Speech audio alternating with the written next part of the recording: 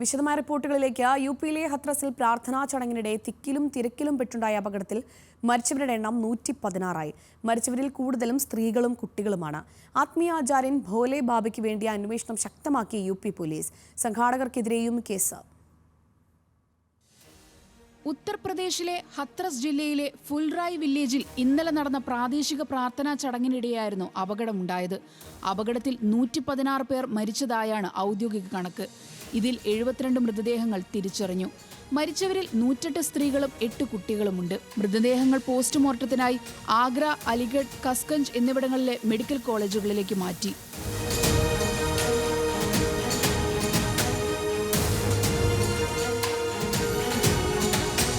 പ്രതീക്ഷിച്ചതിലും അധികം ആളുകൾ പരിപാടിയിൽ പങ്കെടുത്തെന്നും ഇത്രയും ആളുകളെ പങ്കെടുപ്പിച്ചുകൊണ്ട് പരിപാടി നടത്താൻ അനുമതി നൽകിയില്ലെന്നുമാണ് അധികാരികൾ പറയുന്നത്. തിങ്കളാഴ്ച ആരംഭിച്ച പ്രാർത്ഥനാ ചടങ്ങുകൾ ഇന്നലെ അവസാനിപ്പിച്ച് മടങ്ങാൻ നിൽക്കുന്നതിനിടെയായിരുന്നു അപകടമുണ്ടായത്.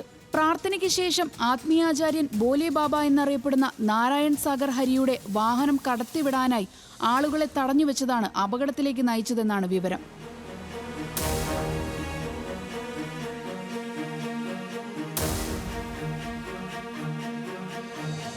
ചെറിയ വാതിലിൽ കൂടി ആളുകൾ പുറത്തേക്ക് വരാൻ ശ്രമിച്ചതോടെ തിക്കും തിരക്കുമായി.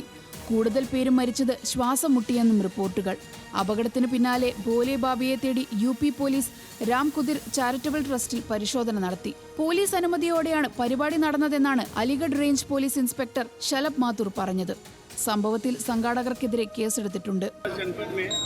एक मुगलगढ़ी गांव है, वहाँ पे भोले बाबा का प्रोग्राम चल रहा था। ये जो सूचना प्राप्त हुई है उसमें भगदड़ से लोगों की डेथ हुई है।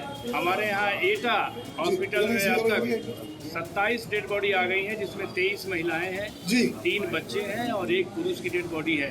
മരിച്ചവരുടെ കുടുംബത്തിന് 2 ലക്ഷം രൂപയും പരിക്കേറ്റവർക്ക് 50,000 രൂപയും യുപി സർക്കാർ പ്രഖ്യാപിച്ചു.